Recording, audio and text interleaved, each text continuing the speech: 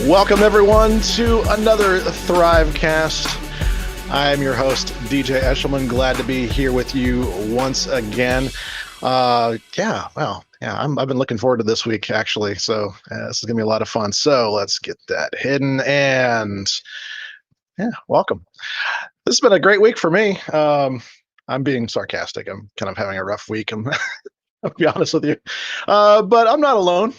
So it's okay. We can be together, and we can have a great time today. I've been looking forward to this, like I was saying. So let me bring in my co-host Jeff Pitch, and he can tell us all about the cheery and awesome week he's having as well. Oh yeah. I think we need to sit around, hold hands, sing Kumbaya, and make this week better. That's right. Well, that's my motto, right? Leave the world better than you found it. So. I don't want to leave yet, though. Well, okay. Well, that might be a little extreme. A little drastic, DJ. Come on, let's just keep it down a little bit. Yeah. How about we just leave the week better than we found it? We can do that. I'd like to leave the year better than the way we found it. Well, but, that might be a stretch. Yeah, I think it's definitely possible, though. So. Well, today we have with us Miss Theresa Miller. She is the principal technologist at Cohesity. I'm good at reading stuff off the prompter here. You can tell.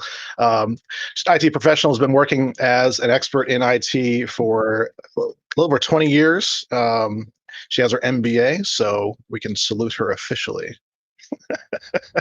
She's awesome. She's Microsoft MVP, Citrix CTP, VMware vExpert, and just generally a great and warm person to be around. I'm glad to know her. So let's bring on Miss Theresa Miller. Hi. Hey. Thanks for that fantastic introduction. Yeah, I'm glad you wrote it for me. Theresa, I did not realize you were an Android, though. Oh, you are the chief technology over there. I mean, that's amazing. Yeah, it's a lot of fun, actually. Commander data. And yeah, it's a lot of fun. There's actually a few of us that carry the same title. So, but yeah, we keep busy, and technology, right? It's always about tech. So I think, well, this is your podcast, but I think we're going to talk about something other than tech today, right? Well, we're going to talk about all sorts of things, but feel free to. We're kind of an open forum around here, so whatever goes, pretty much. If you have any questions or comments, feel free to just chat those into the window there, and those will show up on our screen in about 16 seconds, roughly, is our delay today. So. Give us some context if you can. The conversation tends to move pretty fast, but if you do have something to say or have a question for either of us or Theresa, just go ahead and put it up there in the comments, or you know what, feel free to just say hi. It's all good. So right on. Well, let's dive into it. But Theresa, walk us through kind of early life with you and kind of how you got started into information technology as a whole. Yeah, my story might be a little bit different than some. Whereas I went to school and I actually studied technology, and I've been doing it ever since. But I do like to share a little bit more than that, right? I did think when I went to college I was going to be an accountant, and quickly learned that, yeah, don't judge. I hear snickers. No, it's because, Theresa, with you and I, we've been in this for so long. That was where I started from. And like every person I know that is basically from, those early 90s, early 90s, I mean, whether it was people that just got stuck with being in IT, almost everybody came out of accounting. Or like I started the same way in college studying accounting. It's this bizarre 90s thing of how do you get in tech? You go into accounting. Well, fun fact, I mean, and totally true. So my first internship as I was finishing up college, I reported to the controller. So the finance guy did run IT. Yep. So Pretty common back in those days, yeah. Yeah, there was no CIO or anything like that. Yeah. Heck no. So I'm just glad I figured it out in college and didn't finish my degree and then decide to go into accounting, although it probably still could have worked out, because I think it's rare to have graduated with a degree in tech and then to have moved on. I meet a lot of history majors that fell into tech as well. Psychology major here, so Yes, exactly. Well, the people element. Now I'm worried. Psychology major. You're really Don't let them you're get in going to your be head. analyzing everything I say. Would you like to know everything I remember about my psychology degree? There you go. No, that's okay. You just got everything I remember about my psychology degree. It was many, many, many years ago. So I think some of it stays with you, though. it's true. I'm not letting you off the hook.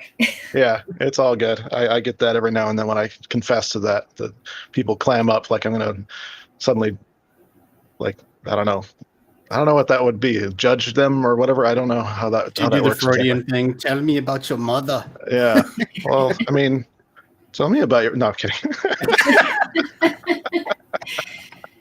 Yeah. So anyways, that's the really, really early days. And then I did it was a slow trajectory from there. I did some training. I fixed PCs when we used to fix PCs. I mean, I think today maybe you replace a hard drive or some bad memory, but most of the time, by the time I'm done with the computer, I'm ready to chuck it.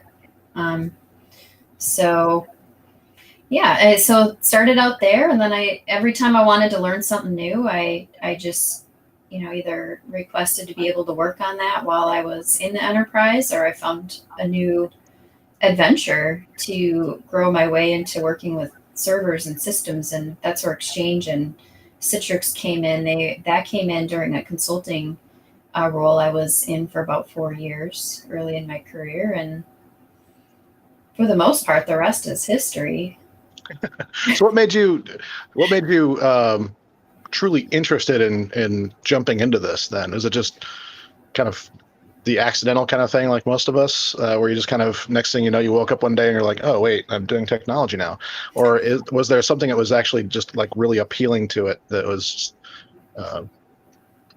Yes. So unlike accounting, when I was in school, a couple of my friends were in the tech space, and one of them was programming, and the college I was at actually had the business side of IT. So like everything we know of like infrastructure related and all the applications we've all dealt with over the years.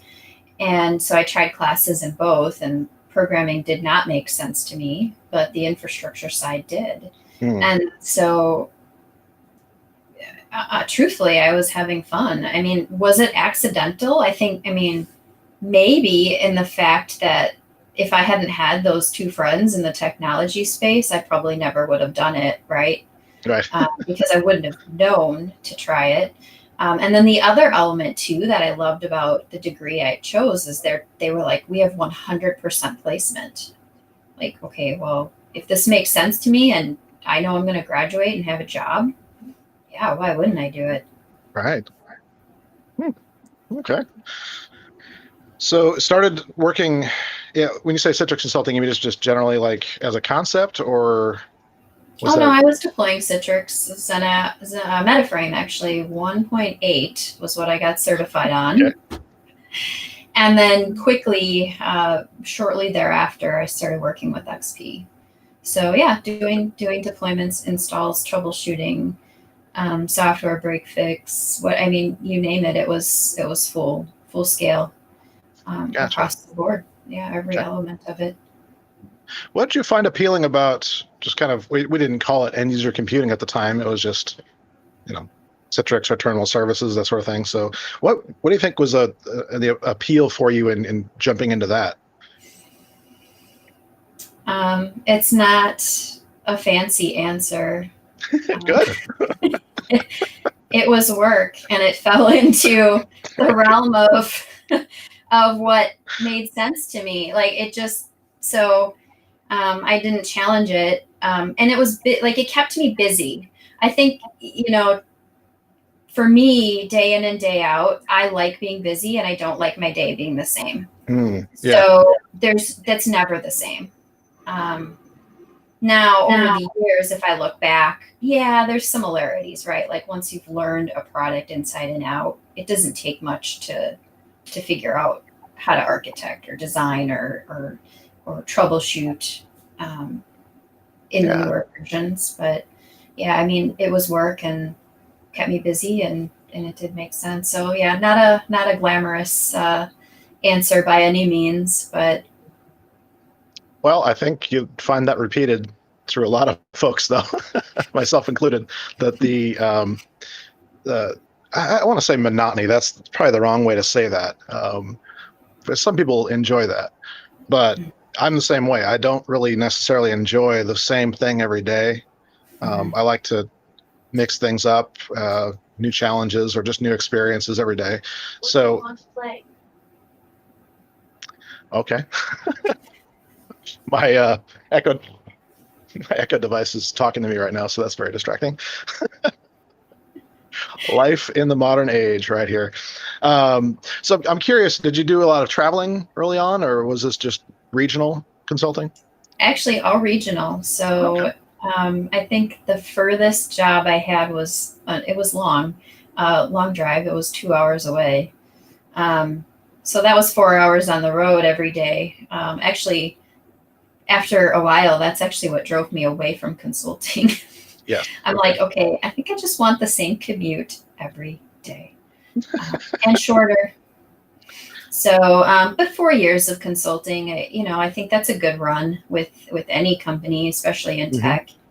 And so, yeah, so then I moved on. Actually, in the next role, I had more focus on exchange than I did end user computing. Okay, so that's kind of is that where the Microsoft focus kind of started to come into play, or? It came into play when I was consulting as well. Okay. And the odd thing about well, first of all, you never think of Microsoft Exchange and Citrix as something you'd group together from a work unit perspective ever. But in the consulting, they were two things that I could help with, and I learned, and they made sense, and I certified, and I did everything I was supposed to, right, to show knowledge and be an expert on it. And so in the next role, it was more focused on exchange. I helped out a little bit with end user computing, but mostly exchange. But then every role thereafter, the team always brought the two elements together because of me. So in all seriousness, in my healthcare days, and that was a 7-year run at the children's hospital. But I did over 10 years in IT healthcare, but 7 years at the children's hospital, and my team did both because of me. It's the Citrix Exchange team. But guess what? After I left, they broke it apart. Yeah. I'm writing this down because it's fascinating to me. But well, you have the expertise. Yeah. So you leverage it. Yeah, and that's carried through into every role I've had thereafter. So. Okay. So, and I forgot to figure this out. What year did actually you become CTP? I'm trying to remember. It's been 6 years. 6 years. Okay. So, yep. And walk us through the journey with that. That was accidental. Okay. So I was at the children's hospital, and one of the things I always believe in is following that gut feeling, right? When you need something different and you need something new. And I didn't know what that was, right? But it did lead me down the path of trying new things. So what actually started that journey was, I want to say it might have been 2012 when I submitted the call for papers, or it was early 2013. I'd gone out to the Bri Forum website, and first time I ever heard of a call for papers. I was like, okay, what's this? Because I was really just looking to learn about the conference because I'd heard good things about it. But it was too soon. So I closed the webpage. I'm like, I'll just come back when they've got it. And then I was like, wait a minute. Yeah. We just did some really cool projects, after I thought about it for a couple of days, and huge Citrix projects, VDI. We just rolled out EHR on Citrix.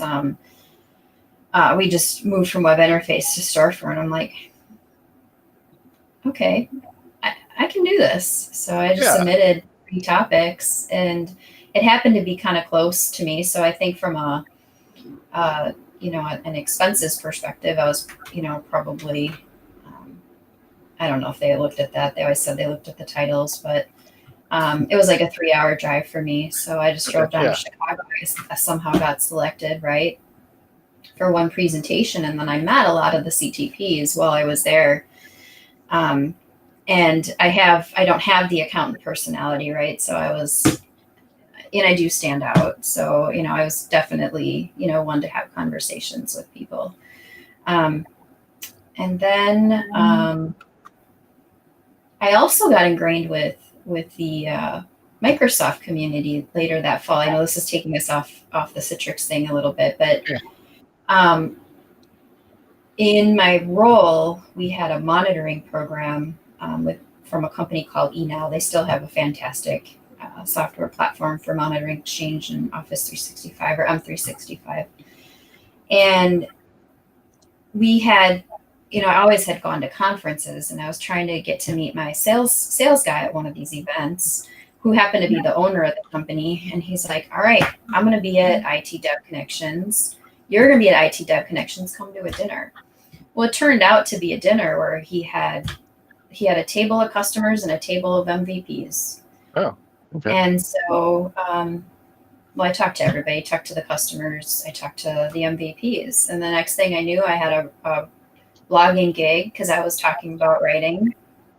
I was starting my website and, met a bunch of new people. So about a year later, after doing all that, doing writing about what I was doing at work, it was Citrix, it was Exchange. Some of the CTPs encouraged me to apply. Okay. I didn't actually know what a CTP was till Bri Forum, so a year before. Gotcha. So that's where it was kind of accidental. Like I had no clue. And so one thing kind of led to another, with all these programs, right? Because I'm sharing my knowledge, blogging, and getting pulled into other, side jobs. And of course, that's a huge element of what supports being part of these communities, is just educating others about things that you run into and what you know. So sure. So all just based on like a gut feeling that I needed something different. I didn't know what that something different was, but I just followed that path that it took me on. And it's a certain point, if it hadn't worked out or not turned into anything, that would have been okay too, right? Right. But it's been a fantastic journey. I'm glad it happened. I'm glad it happened. Very cool. Very cool. So it sounds to me like, fairly accidental from that perspective, but I think it's a story that we hear a lot. It's not completely uncommon that someone just kind of, I want to say just pushes you to be more, like it is kind of that, that sees something special. I think I'm presuming that they saw that, you have kind of that heart of a teacher, that you enjoy sharing and educating others. And so, I could see that. The teaching and mentoring. I think everybody in these communities has that in their heart. Yeah, exactly. So as far as that goes, I mean, so I'm just putting together a timeline in my mind here. Yeah, go ahead. Highlights of the last 6-7 years for you? That's a big window. Yeah, probably. You can cut that down to whatever you want.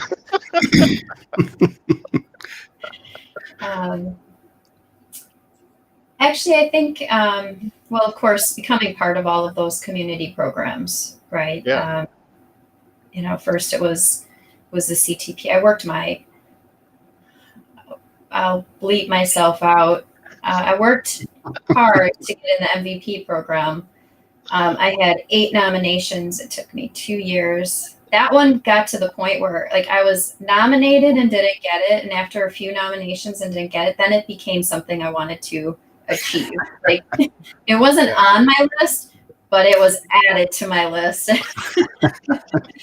Because when it's not happening, it's about goal setting.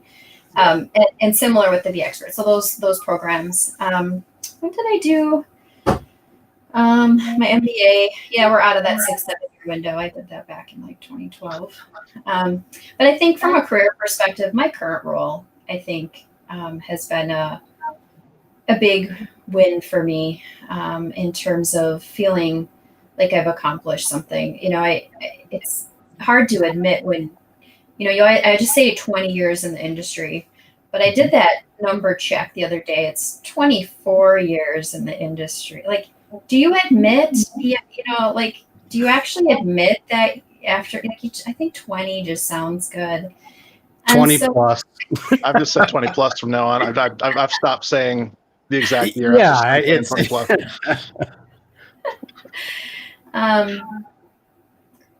But I feel like at least for me, it's just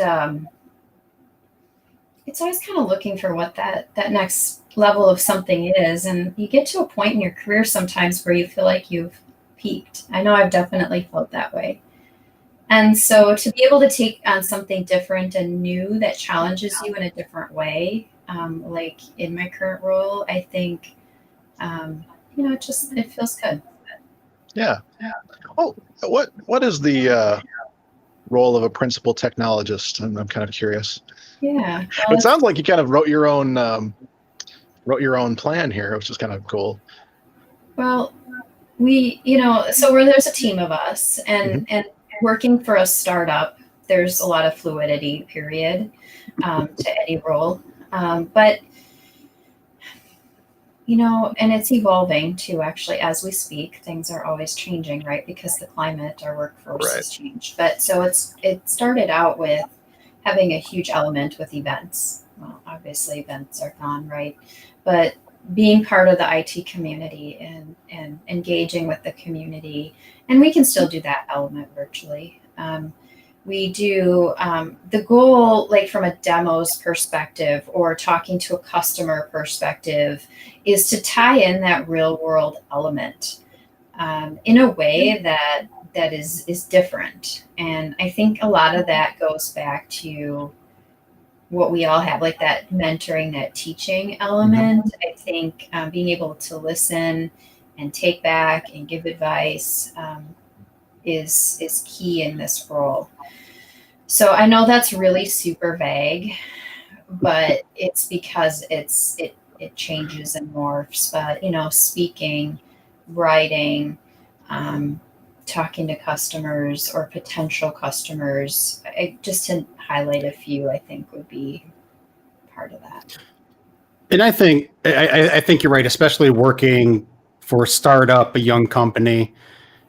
You have a title. At least this is the way it has been for me, is you have a title, but in the end, if you got to be the one sweeping the floors, I'm sweeping the floors. I'm doing what I can to make this company successful.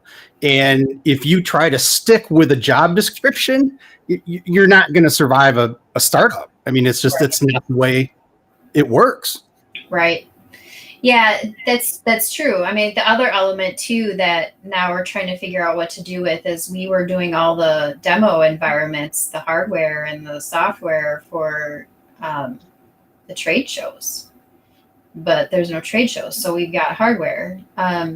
So we actually donated some of the compute resources. Oh shoot! Now I'm going to totally forget what program that's called. But there's a program that's doing COVID-19 research where if you pop open a firewall port and let them access your compute, they'll use it.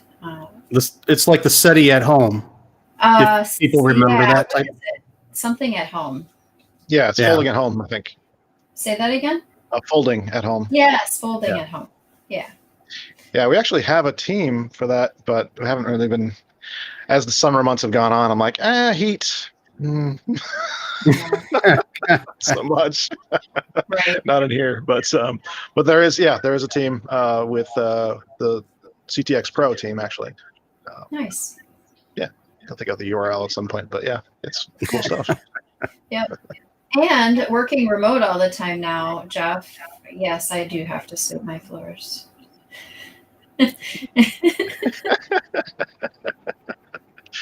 So I'm curious, and the only reason, folks, that I'm asking this question is because I know Theresa gets this all the time, but what kind of things would you say to especially some of the younger folks and people that are starting to be interested in IT technology?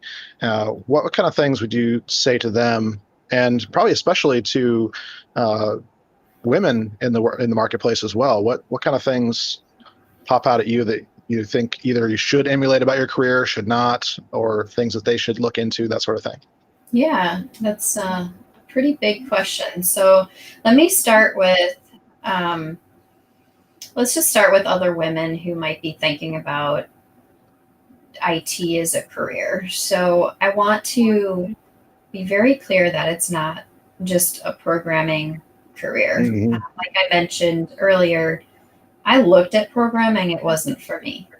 There are studies that show that women do like careers where they can interact with people more. There is that opportunity. In every role I've ever had, I've had no shortage of dealing with and communicating with people day in and day out. And Right. So, infrastructure element, when I was fixing PCs, I was grabbing somebody's PC from under their desk or on top of their desk. Interaction on a regular basis. In my current role, I talk to a ton of people all the time. So that is definitely, there's definitely plenty of opportunities, even project management. A lot of IT has project management, and that is another really great people role. Yeah. And then the other piece to that question that I'd like to kind of maybe draw out in a slightly different way would be, how do you engage more younger girls before they even get, into the workforce to get them interested in tech or STEM as a whole? Yeah. I have a daughter, and so one of the things that we've done, I don't know if she'll pick a career in STEM, but the studies and the research show that if you introduce STEM to girls by about 5th or 6th grade, they will, a lot of the times, at least when they get out into the workforce or off to college, out in the workforce, consider a career in STEM. So that's one of the things we've done. One of our local universities has a program just in the summer where, for I think it's 2 weeks, the girls, get together and work on projects. They've done robots, they've made applications, and they've done all different kinds of things that are STEM and tech related. It gives them a chance to try it, right? That's how I knew I liked what I wanted to, right? Or what I wanted to do back in college. I tried a couple different things till I figured out what made sense. So that's my advice, especially if there's any parents out there who have girls in their household. Just, find a local program and introduce it young. They don't have to do it, but at least they've been exposed to it. I'm curious about something, and it kind of goes along with what you said earlier, and just an idea that pops into my head. The interaction part of that, are there ways to focus in on that element of, especially within information technology and user computing, to help young girls, women, that sort of thing, see the interaction element of that as well? I think that really just goes back to finding a program where they can get in and try and be with other kids of the same age and just see what makes sense to them. Because without that opportunity to try, you probably never would think about it. And not everyone takes their own initiative either. So that would be my suggestion and I'm sure there's programs all over the place. It's not just girls who code, Right. it's, so again, there's, I think with coding, I always go to the Office Space movie and I think of that guy that was let go in his basement with the red stapler. I don't think he was a coder. I have no clue, but I think that's the image that goes to people's brains when you think about people who code. And that's not accurate. Right. Exactly. Yeah. In any regards, even with, well, actually, that movie is a kind of a watershed for a lot of preconceptions about information technology, that they have to have somebody to interface with the customer and that sort of thing. I'm censoring myself, obviously, but Well, it goes back to the stereotype of the typical IT person, right? You need somebody, or I should say, the stereotypical developer and them talking to anybody in the public space, right? It's that, well, no, they don't have social skills. So we need this person in between them and the customer to get the details transferred back and forth. And actually that brings up a question in my mind, Theresa, is, you talked about the social side for women. Have you found, because we always talk about that, the awkward tech person. Do you find that to be more of a male side of things? Is it also, I don't want to say, absolutely true of women as well, but I mean, is there a difference that you've seen with those social capabilities of being able to be social and not feel awkward or be awkward in front of others? So I actually, when I think of IT now, I instantly think social. Every single person, male or female, that I know in tech today has a human element to their job. Even that coder. And IT isn't expected to be in the basement anymore. Early in my career, that's where I was. I had 2 roles where I was literally camped out in a basement dungeon. Things have evolved so much and have changed that I think you're just dealing with personalities at this point. I think that misconception has to go. I think everyone is social in their own way, and they have to deal with people in just about every role. Yeah, that's very true. Yeah, I think there's and I'm getting really big on soft skills lately. I think it's something where we're missing a lot of that part of things, and I'm also realizing that there's a lot of us that are 20 plus year veterans, and it's almost like there's more we need to be passing along instead of just the excitement about the technology. There's some things there too about interacting with each other, being part of a community, and just doing life together that we're kind of missing sometimes. So I don't know, if that's going to be a hallmark of our generation, if you will. I don't know. Yeah, I don't know. I'm also, as you're mentioning that too, with the soft skills element. So I haven't done a Pluralsight course, and I taught one. Like I did probably almost 10 of them. At this point, it's probably been almost 3 years since I've done one. And so that means that they slowly start retiring courses, right? And so I was looking at my course list in the last month, and the 2 that are left deal with how to deal with people. Irrational customers was one, and then the other one was something social as well. So you mentioned that you are interested in the social, skills element and the social element. And I think just looking at that list, I think a lot of people are. So you're not alone. Yeah.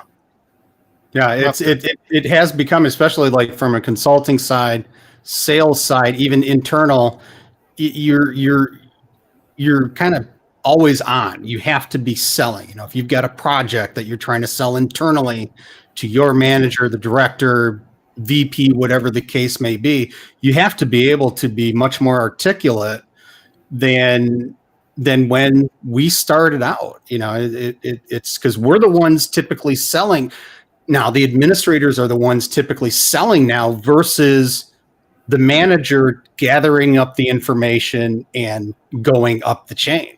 So it does make a huge difference. And especially I think, we've talked about in the past, the ability to carry on small talk while you're a consultant sitting down with a customer and being able to, it sounds kind of bad, but being able to kind of draw them out to kind of get information that may be useful, what projects are coming up and how those types of things, to be able to potentially go back and say to your company, hey, you know what, I found out they're doing this, and this. Maybe there's something there for us, maybe there's not. And building those relationships today are much more important than they ever have been. I think it is a big change. One of the things I talk about in EUC is, when I started doing MetaFrame, and the people, at least around me, it was about making my life easier. And now, we didn't necessarily care so much about the end user experience. But now it's customer first, their experience, their being able to get to their apps, all that stuff is much more important than what might make my life easier as an administrator. That's so true. It used to very much be what the IT department wanted. The IT department set all the rules and guidelines. And today you have to be engaged with the business, the leaders, users in the business before you make any decisions about the way forward. Because if you don't, the users are going to find a way to do what they want to do. And then you're going to, possibly expose security gaps, or you're not going to have the right processes in place to deal with things. That actually happened to me. So this would have been at this point about 10 years ago. So I think that's when that shift, or at least when I was starting to see that shift toward, it's not just what IT says. So in the healthcare system I was at, there was a partnership with a teaching college from a medical perspective. And one of the physicians had asked for some level of access into one of our systems and was told no, and not even given any options. So he found his own option and essentially exposed a hole in the firewalls, which maybe that was a good thing, right? Because then it got shut down. But he found a hole in the system that allowed him to get at ours, and was happy to share it. I think because he knew he was exposing a vulnerability we'd want to close down. But he also showed us that where there's a will, there's a way. Yeah. And we need to be paying attention to what our users want. Yeah. Yep, absolutely. And it's become so much easier for them to find the information to get around what is set up. Right.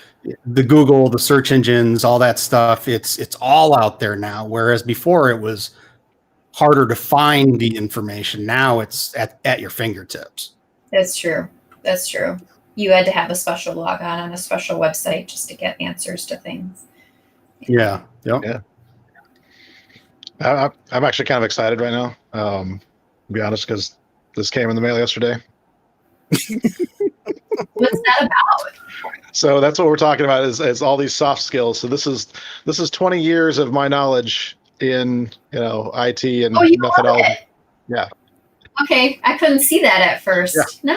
Nice. Fantastic.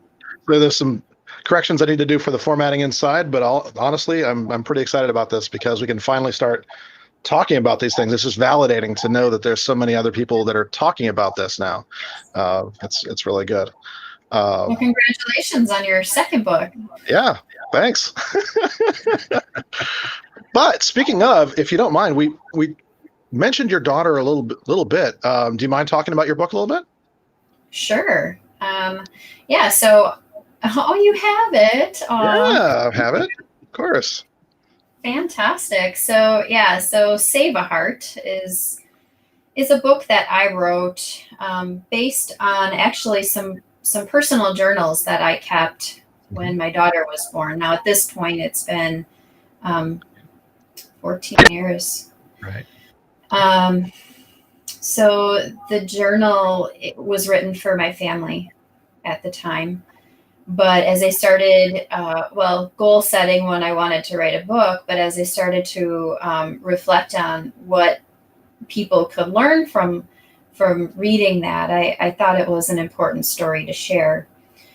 So, I guess just a couple things to highlight, right? Like life can be hard. It'll throw crap at you and you have to figure out how to overcome it. And you can either let it take you down or you can figure out how to let it raise you up. Right. And I think, my takeaway, little bit of a spoiler, I guess, is, and you can look at me today, right? We figured out how to allow it to, overcome challenges and find a future and success in such a rough time. And then I guess one other thing I could call out too is, faith. When you're in a helpless situation and you feel like there's nothing more you can do, leaning into faith can help you get through some of those tough times. And that was one of the key elements. I mean, we were powerless. I mean, there was only so much we could do in the situation we were in. Save a Heart. I mean, that's a cue, right? Was my daughter had a congenital heart defect and really struggled for the first few months. So when you can't do anything, faith can help create some strength when you feel like you have none. Yeah, I love that. Actually, it's something I harp on a lot with people is that you're never really able on our own, I think, a lot of the times to actually rise to the occasion. Really, it's just not something we're capable of. There's anytime we're put in a situation that's beyond us, there's got to be a faith element here. There's got to be something else that's coming in that's actually strengthening us up, because we just don't have that capability. We like to have this romantic notion that we somehow can just rise above the situation, but reality is, if we're not prepared for it, we can only rise up to that level of preparedness. And so it sounds like one of those situations. But so fast forward to now, 14 years later, and you have a beautiful daughter. And what is she interested in, and that sort of thing? What is her life like? Yeah. So I guess, before I answer that, so I want to call out something and I actually have a chapter in the book or a section highlighted New Normal. And with everything where people are going through with this pandemic, I actually had somebody, because I had tweeted something not related to the book, New Normal, and they actually lectured me.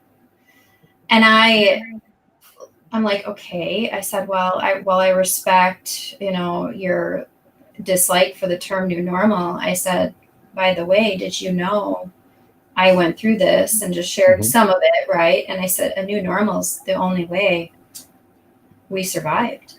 Yeah. Because if I expected my life to be the same as it was before this happened, it's just not realistic. So fast forward to today, yes, we have found our new normal. Yes, there are doctors. Yes, there's medicine. But she as well, she does gymnastics. She's actually getting her first job. She'll be starting next week, even in a pandemic. But she wants to do things. And she was really, really smart about the place she picked. and the position she picked. So she's like, they asked her when they interviewed her. So she's going to work at this little ice cream shop hamburger stand. And the ice cream shop, they're not allowing any customers in. They only have a pickup window. And the hamburger stand is typically about 3 people in there, very close quarters. And it made her uncomfortable given the current state of the world. And so she said, I'd like to be inside. That way she knows, that she's not going to be over interacting. And she's like, Mom, I'm wearing my mask. Because at the time, this was before we had a mask mandate. She interviewed like a month ago. Wasn't a mask mandate here. And they're like, well, we'll let people do whatever they're comfortable with. And she's like, I'm wearing a mask anyways. So, anyway, so yes, lots of good things. She's starting high school this year. And so it's worked out. And faith is a huge part of our lives still. Whereas before this happened, I can honestly say it wasn't nearly where it should have been. I mean, it was there, but nowhere to the right degree. Very passive initially. So it is amazing sometimes how experiences can, well, and that's why I brought that up. And it's funny, before you came on with us in the green room today, Jeff made a little comment about new normal. So I was kind of laughing about that. But yeah, faith can be part of our new normal as well. It doesn't have to be, something where it's just a temporary thing. Yeah. I know. I know faith, everyone Yeah. has different opinions on that. And it does not have to be by any means, but for us, and if anybody does choose to get the book, I think you'll see why. They should. There's a link in the show notes for the book. You can grab that actually. And honestly, I think the other thing about the quote new normal, the thing we throw around a lot, and I can say for me personally, I use that with some caution. I was like, well, okay, let's be careful about what we're calling a new normal. We have this rush towards comfort in our society, in ourselves. It's just a nature we have to rush towards comfort. And sometimes there's things that we have to do. Other times it's just we just want to be told what to do so we can get on with the rest of the stuff we want to do, and so we force in like a new normal kind of concept prematurely. Whereas with what you and your family have dealt with for a long time, you were prepared for this sort of thing. There's, if somebody has a heart defect, or, I have lots of different friends with various things that they deal with as well, where it's actually normal to be very cautious about, making sure people are healthy when they come visit, or, cleaning things in an appropriate way, and keeping a smart distance from folks that you don't know, that sort of thing. It's part of the, again, with the term, the normal, that is their normal. And so it's kind of fascinating to me to see just how that has been with families that have been dealing with this for a long time, and how their view of this is different than a lot of us. That's true. Yeah. It's kind of interesting you made that connection or correlation. So, in terms of how the carefulness today, I mean, pre-pandemic, there wasn't really much that was different. But in the beginning, so back when the book happened, absolutely. Like the things we had to do in part of the book are what people are now doing in everyday life. So there was a time when what everyone's experiencing now was part of our normal. And thankfully, I guess if there's any encouraging piece of hope, is that I think we'll all, from a societal perspective, get back to a time when we do have to be less concerned. Because even with health issues and my daughter living in our home, I would say for the most part, we, that went back to a a pre-normal state. So we'll get there again as a society. But now people would do know this is how we lived for some period of time. So Right. when we're being asked to do it for the pandemic, it's actually like not that big of a deal. Temporary. Yeah. Yeah. And That's And something I I'm think reminding myself of. Yeah, and I think we forget that. I mean, this, like, if you not to go down the rabbit hole, but if you compare the 1918 Spanish flu pandemic to what we're going through now, a lot of it is a repeat of history. It really is. I mean, the whole mask debate happened 100 years ago, just like it did today. You know, but the thing to come out of that is what I wanted to say, Theresa, is that you are absolutely right, because we don't really remember that pandemic. I mean, it was only 100 years ago, but we got back to normal, you know, and it wasn't the same. There were things that obviously changed, but there are many things that ended up going back to the way they were. We need to be able to get past this point in time for that to happen. So Yeah. it will get back. It's going to take a little bit of time and effort. Mm-hmm. Exactly.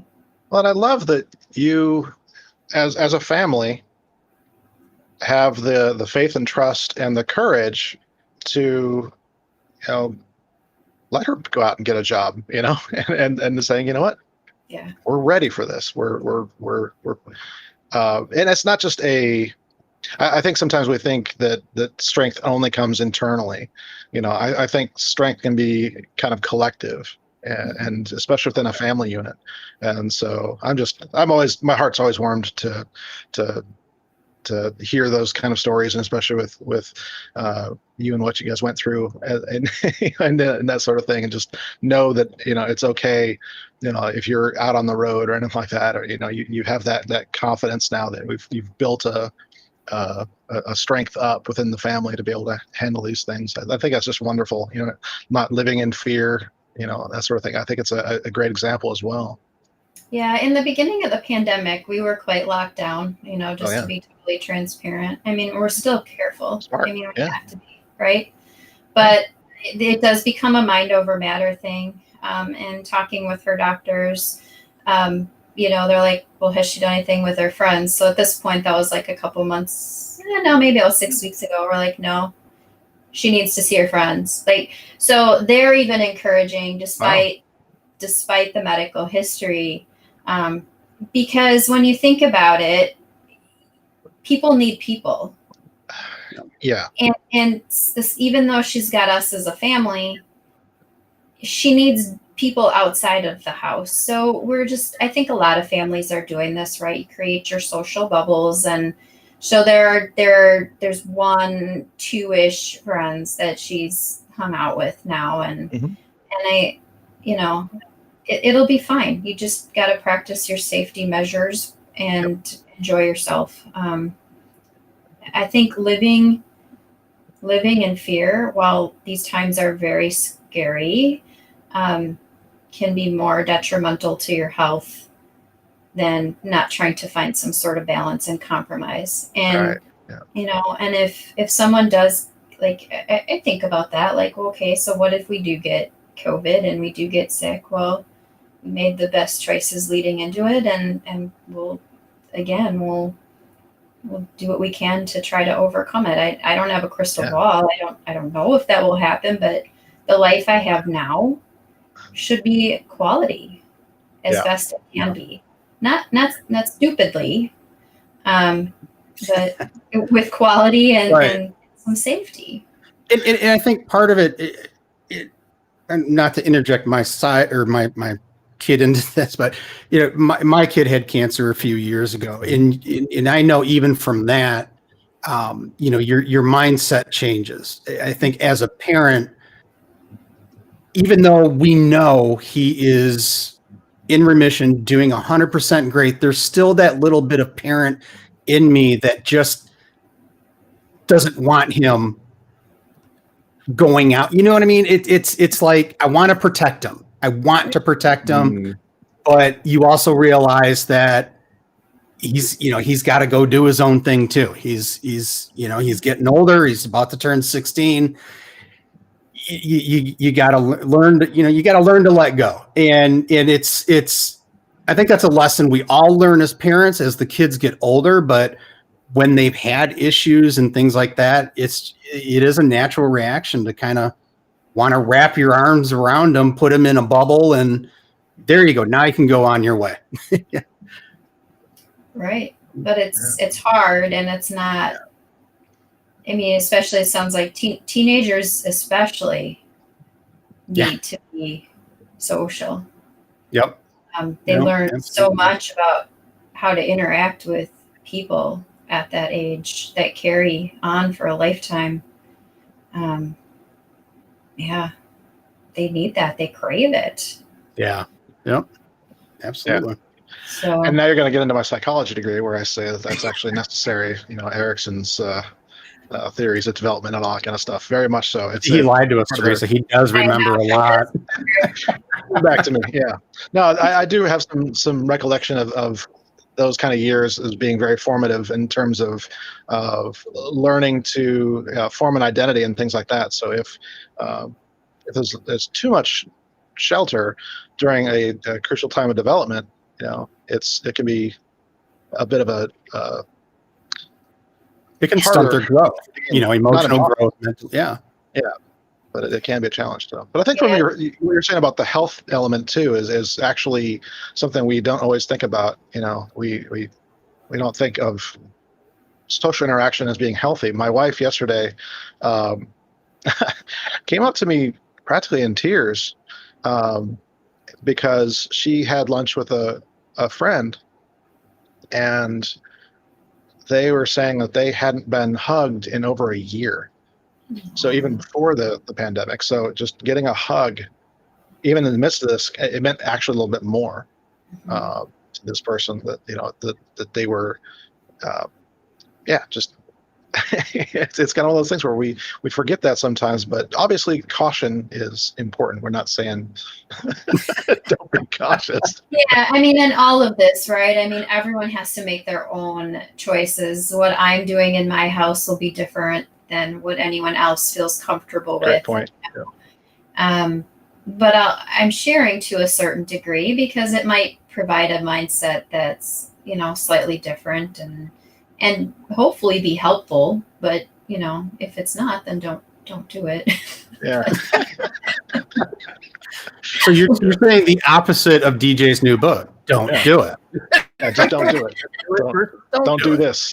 No, and you're right. And I think a lot of what's happening right now is you've got people on both extremes, and it's you got to meet in the middle. It's just because you may not believe a mask is effective, but they do. And to me, common courtesy, you guys just meet in the middle somewhere. There's ways to get around these things. It's not black and white, never has been, never will be. Right. And temporary. We'll get through this. We'll get through this, people. Yep. So Theresa, I'm going to ask you to grab that crystal ball for just another moment. And what's the future look like for you? What's the next few years look like in your mind? Oh, well, I would like to keep on keeping on, right? I mean, I think, of course, career growth is always front and center. If I can evolve and grow in my current role, I think that would be fantastic. But always looking, when my gut tells me to look for something different, within my enterprise. And I really love Cohesity. So I do hope that that's where that continues to take me. Always keeping my eyes peeled and having those conversations that might lead into a new challenge or responsibility for growth, right, within the company. And then the other element too, I mean, I still have my website, 24/7 IT Connection. I leverage that as a way to do a lot of community sharing. Yeah. I want that to still live on and exist. And then by ways of the book too, I'm looking for ways to grow that out too. I'm actually standing up a landing page right now for it. It's very much not done, but it's going to be at 24/7itconnection.com/save a heart, the name of the book. There is a mock up there right now. Okay. So yeah, still working on some things from a language perspective, but in any case, I mean, that's kind of where I see things from a career perspective anyways. I'd like to maintain it. Now, we're gonna watch this video in a few years and we're gonna say, oh no, that's different. It, and that's okay, right? I think as long as I've tried the new things I want to try, and I've looked at ways to grow as a person and in my career, then that's okay. Yeah, maybe my life will be exactly the same. You never know. I remind myself that that's not necessarily a bad thing for me right now. I mean, It's not always. Yeah. It's not always, as long as you've tried things. Yeah, exactly. This was back in I would say December of last year. I made a video and put out that this would be the year of taking risks, and so that's what I've been doing. Nice. So it's been actually, the funny thing about this is, like, there's elements of this year for me that have been an absolute dream. So, I haven't had to go anywhere. I've been able to just do projects I've been wanting to do for years.